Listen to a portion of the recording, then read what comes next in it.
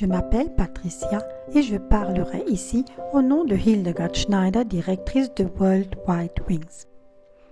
Éveil messianique, l'éruption de l'autre dimension. Dans l'épisode précédent, nous avons parlé de l'attente du Messie. Mais auparavant, nous savons que l'anti-Messie viendra et établira son royaume. Et les préparatifs vont de bon train. Car c'est avec grande consternation que j'ai dû constater, en fait, plus par hasard en tombant sur quelques vidéos courtes appelées Shorts sur Elon Musk et ses robots. En raison d'algorithmes, un flot de Shorts a surgi. J'étais complètement submergée et stupéfaite de voir l'avancée de cette technologie. J'ai eu l'impression d'avoir presque raté la transition vers ce nouveau monde du développement technologique. J'ai eu le sentiment très fort que je n'avais plus ma place dans ce monde. Mais, chers frères et sœurs, ce n'est qu'un côté de la médaille. À chaque étape de préparation de la mise en place du système anti-messianique, nous nous rapprochons de notre Messie et il se rapproche de nous. Quelques exemples de shorts que j'avais vus. De belles femmes robots, pour autant que l'on dise parler de beauté artificielle, étaient alignées et Elon Musk a pris l'une d'elles dans ses bras et ils se sont embrassés. Un autre short montrait une femme robot se promenant dans une ville et celle-ci engagea la conversation avec les passants. Un short montrait une femme robot avec un ventre de femme enceinte en verre avec un bébé à l'intérieur. Un autre short montrait qu'une poussière avait été mise au point, pouvant être pulvérisée et pénétrer en nous et ainsi nous contrôler. Elon Musk a déclaré dans une interview qu'en 2040, il y aurait plus de robots que d'êtres humains. Je pense qu'il s'agissait des États-Unis.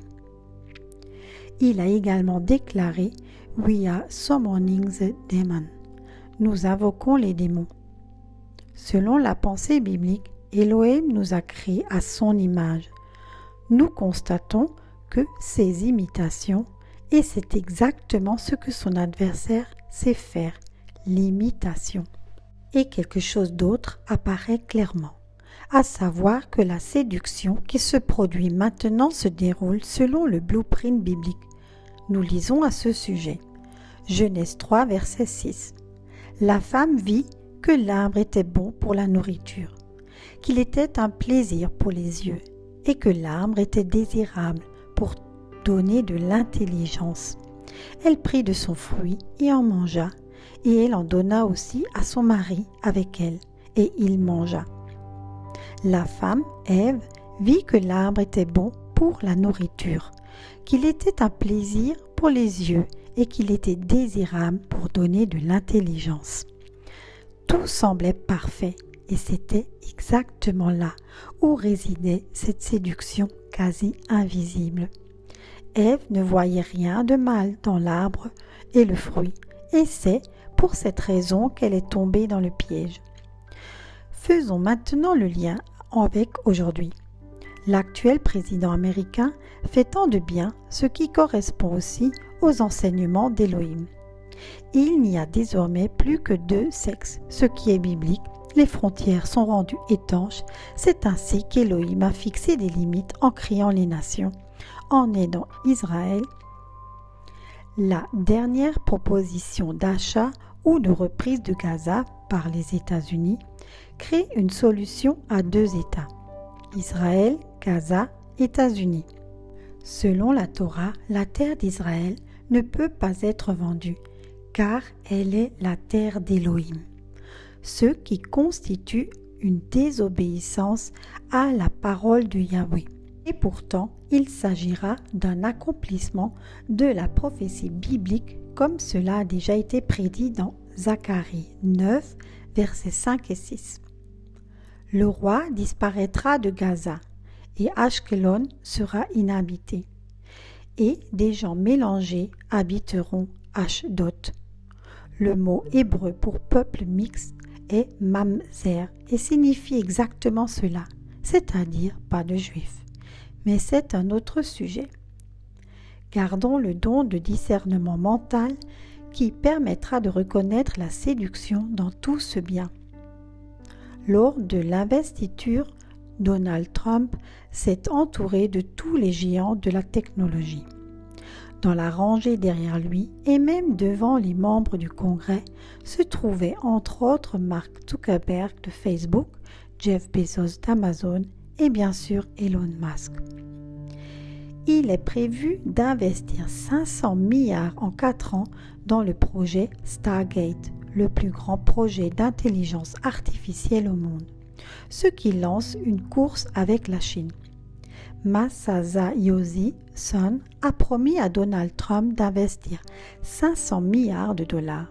Pour ce faire, on prévoit 20 supercentres de données d'environ 50 000 mètres carrés qui créeront 100 000 emplois. L'objectif est de stocker tout le savoir de l'humanité dans le cerveau de l'intelligence artificielle. Cela ne rappelle-t-il pas l'arbre du jardin d'Éden, qui était également désirable parce qu'il pouvait donner du discernement?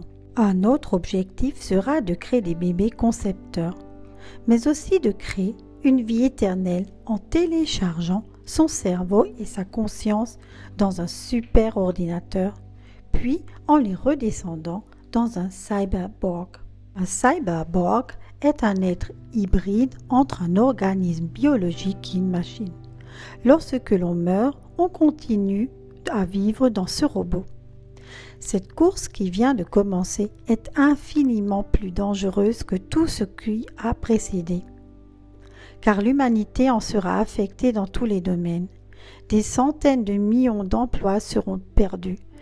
Tous les domaines de la vie, qu'il s'agisse de la vie culturelle ou des conseils en tout genre, seront couverts par l'intelligence artificielle.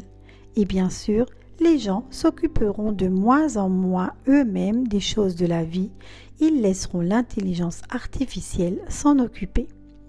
Ces robots humains ressemblent à des êtres humains, se déplacent et parlent et coûtent pour le moment, selon Elon Musk, environ 120 000 $. Mais pour en revenir à la réaction de l'homme, à partir de l'âme et de l'esprit par le souffle d'Élohim, à l'image d'Élohim, un cyberborg est une structure composée d'un homme et d'une machine.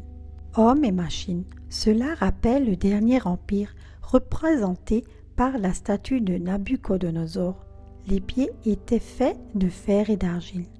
Notre cerveau peut-il être fusionné avec la technologie? En janvier, la start-up Neuralink d'Elon Musk a inséré pour la première fois une puce informatique sans fil dans le cerveau d'une personne. Selon Musk, il serait désormais possible aux patients de commander une souris d'ordinateur par la pensée. 8 autres implantations par Neuralink sont déjà prévues. Elon Musk a une mission. Il ne veut rien faire de moins que sauver l'humanité. Ces voitures électriques sont la réponse au changement climatique. Son entreprise spatiale X-Space doit emmener les hommes dans l'espace au cas où la Terre ne pourrait pas être sauvée. Je veux coloniser Mars. La mission de ma vie est de faire de l'humanité une civilisation multiplanétaire, a déclaré Musk. Tout cela ne mène-t-il pas à la construction du système de la bête? Nous avançons à grands pas vers un empire anti-messianique. Lors de son investiture, Trump a parlé de la proclamation et du début de l'âge d'or. La sataniste Alice Baylex a écrit en 1957 que l'âge d'or, tant attendu, serait proclamé en 2025.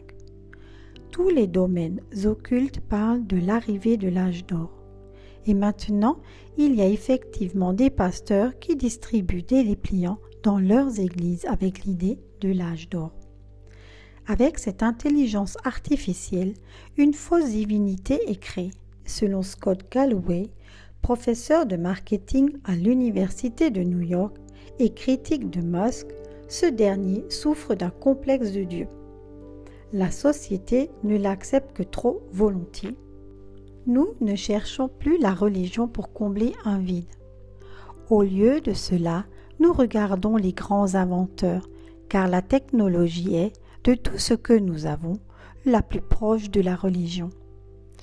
Elle est mystique et capable de choses incroyables, explique Galloway. Et ce que le 6 avec le numéro complémentaire représente pour un joueur de loto, c'est la victoire électorale de Trump pour Elon Musk. Trump a été récompensé par le pouvoir et Musk a été baigné de dollars par Trump. Quel que soit le nom de l'Antéchrist, la scène est en train d'être préparée et nous voyons déjà clairement le drame de la nouvelle tour de Babel. Construisons une tour avec une pointe jusqu'à Mars.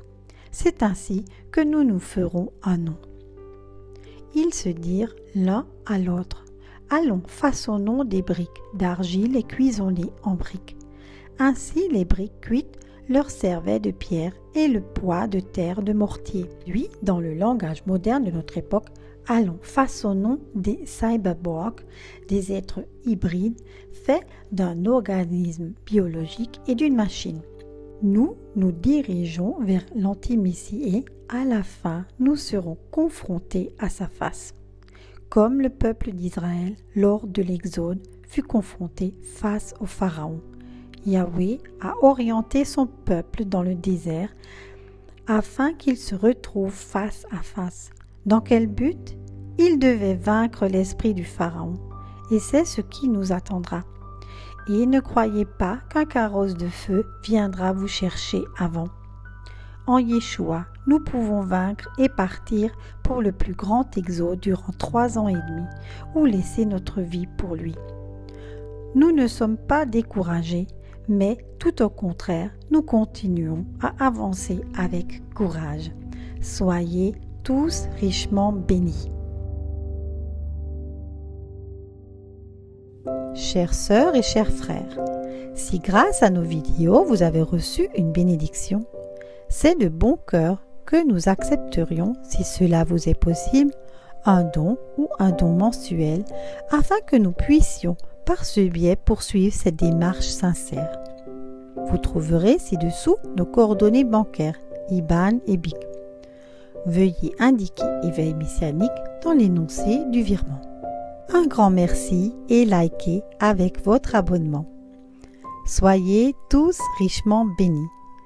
Je vous remercie pour votre écoute et vous invite à nous rejoindre sur Facebook Éveil Messianique.